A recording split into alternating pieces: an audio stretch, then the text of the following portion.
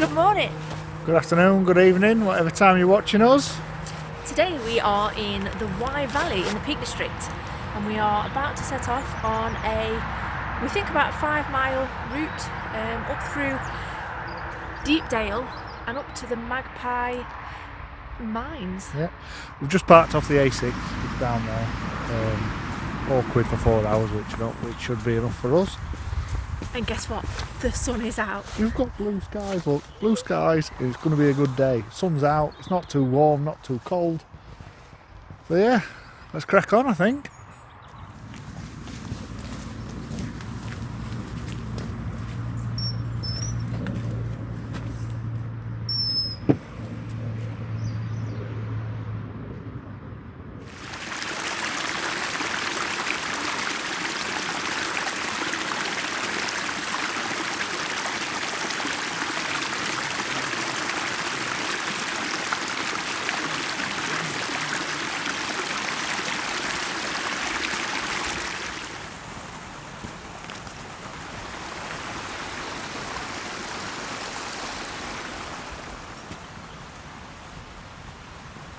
Last night it absolutely hammered it down.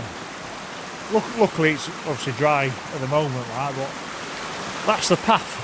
It did snow really bad around this area a few days ago, so obviously there's a lot of melt snow melt water. as well. Yeah, we're still seeing some snow patches and whatnot. Yeah, on drive in. Well, that's currently what we need to wade up, so over there and then upside maybe, or up and over. Let's go. Go have a look.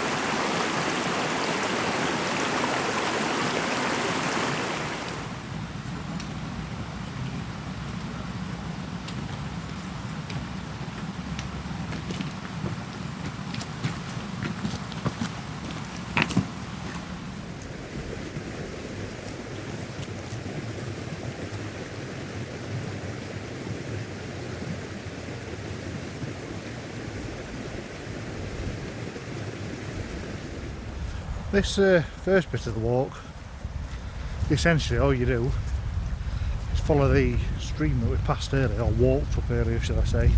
I won't say we passed that, we're well and truly in it. Yeah, it's nice and steady going, steady gradient. There's a bit muddy in it, but then again, like I said, it hammered it down last night, so it's always going to be a bit wet and a bit moist underfoot. Yeah, but also the sun's out, which makes it a whole lot better, rather than mud and wind and rain. Definitely. There is a slight breeze, which is keeping us cool, hence why it coats off. Yeah, it's been nice so far. That's the view back down the valley we're walking up. So yeah, keep on keeping on. See what's round the corner.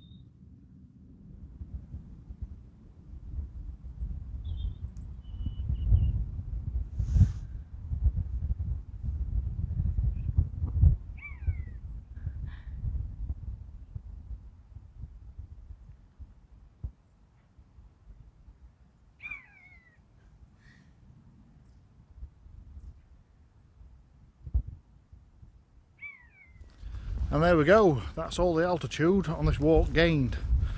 It's about 800 foot elevation, isn't it? Yeah, something like that. It's not a lot. We're currently walking down a little bit of a road section that we've got to go on. I think it's only 3/4 of a mile, something like that. You can see out in the distance, we've come from over there. You just see them snow patches and all peeking through, which I mentioned earlier on in the video. But just walked through quite a bit of low cloud as well, haven't we? That low cloud that was clinging in the Dale. Yeah, because we've gained a bit of altitude, obviously you get a bit more exposure up here. It's a bit drizzly. Yeah. It's a nice day though. Sun seems to have gone a bit, but it's still fresh. It's alright, isn't it? So Yeah, it's lovely. So yeah, we're going to get this road section done, which isn't a busy road by all accounts. Look, nothing about. And yeah, We're hoping to find Magpie Mine shortly after. yeah, I can't see it, but it's around somewhere. Oh, hang on, that's it. Oh, Near I it. can see it, yeah. Good idea, look. So yeah, when we get there, we'll Catch up with you. yeah.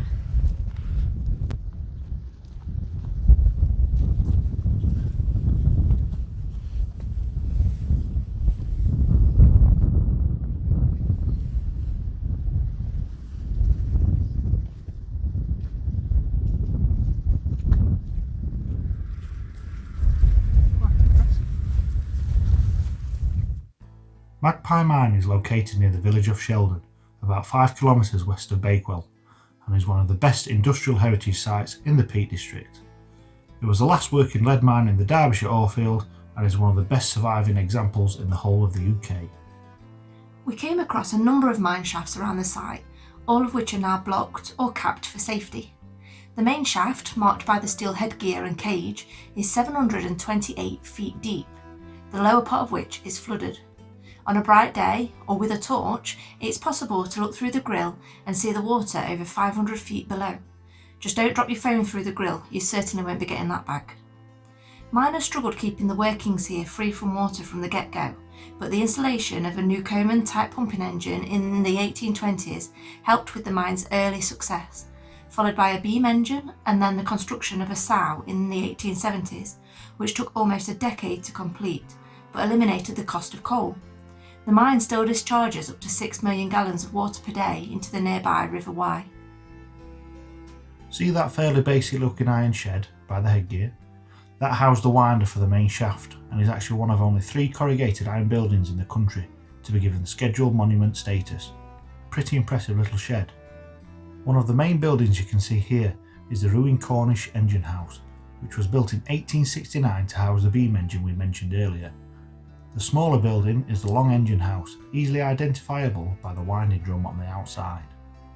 The circular and square chimney actually predate those buildings, both having been built earlier in 1840 to serve earlier winding engines, of which now all trace has disappeared, and then being reused from the 1860s.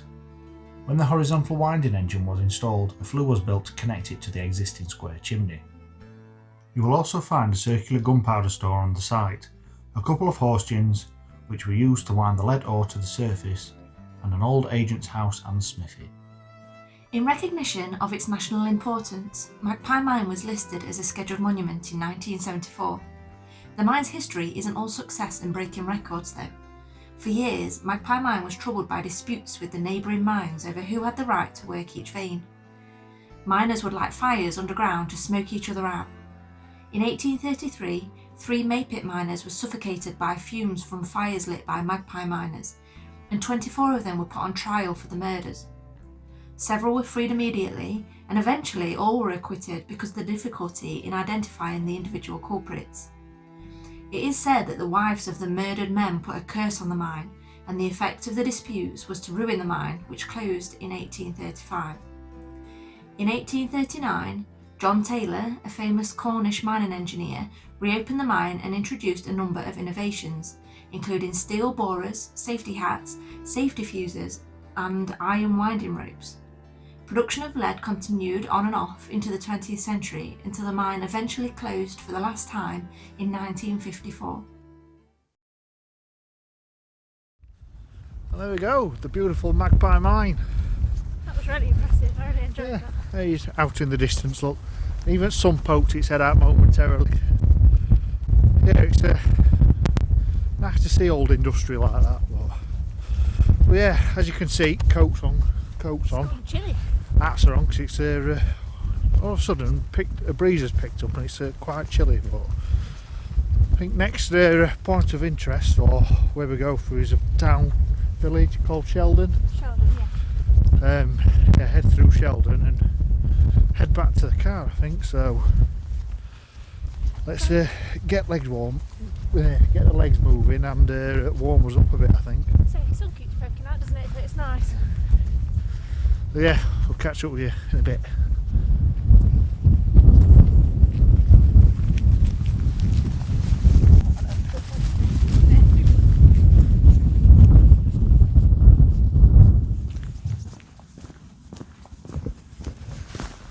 And there we go, the beautiful village of Sheldon. Nice walk that up over the tops. Had a nice view down there. Sun's out, illuminating our backs and faces, keeping us warm. So they've had snow recently, bad snow recently, but they've still got those snow shovels out the house. It's a lovely little village this though, isn't it? All stone buildings. I could smell fire. Yeah, Proper fire. Yeah, pub there. It's called Cock and Pullet. Cock and Pullet. Yeah, we'll not stop for a drink today. We've got somewhere to be, so yeah. It's really, really nice, isn't it? I love little quaint villages like this. They're just kind of unspoilt. Cute. Pussycat, look. Yeah, currently heading back to the car anyway. I think we're about 2 miles away. So yeah, I think that's the next port of call, isn't it? Yeah. There's nowhere else on route, is there? Nothing landmark wise, but it looks like it'll be nice walk back. So yeah, we'll catch up with you in a bit.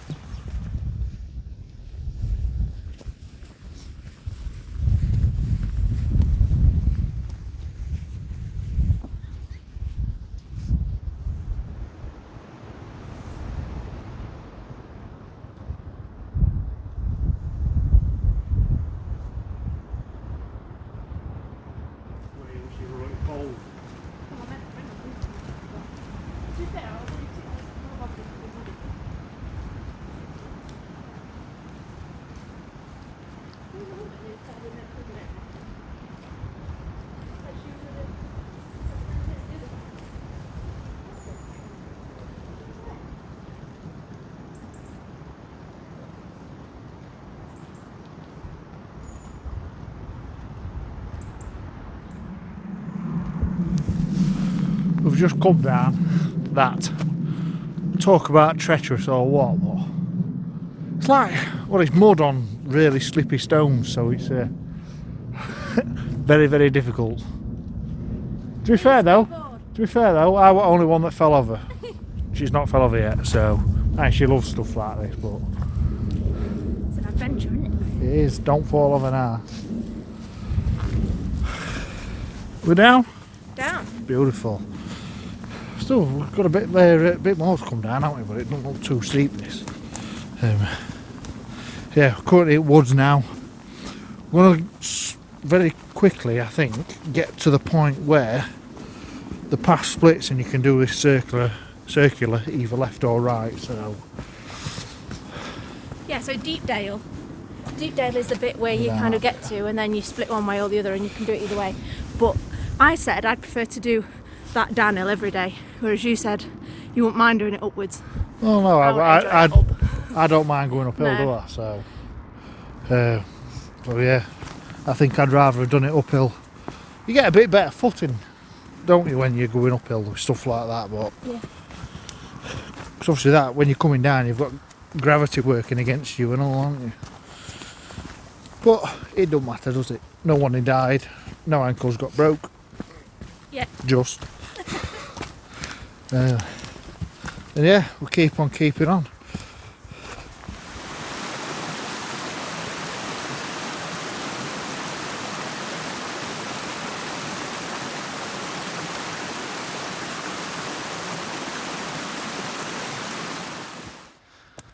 And there we go, the Magpie Mine 5 mile circular complete.